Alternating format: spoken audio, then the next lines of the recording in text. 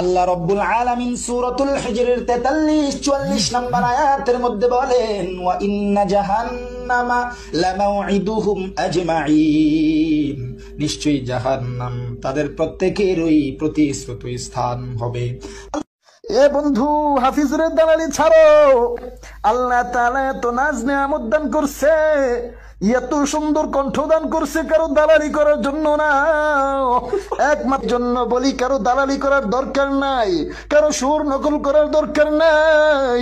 আল্লাহ তোমার যে সুর দিছে ওই সুরটা নিয়ে সন্তুষ্ট থাকো। এরে তুই যে আমারে নসিহত করলি, তোর গলায় তো হাফিজুরের আওয়াজ শোনা যায়। তুইও তো হাফিজুরের দালালি কইরা কইরা আরেকজন রে নসিহত দেস না, না আরেকজনের দালালি কইরা কইরা অন্য জন রে নসিহত দিস না। ভালো হয়ে যাও।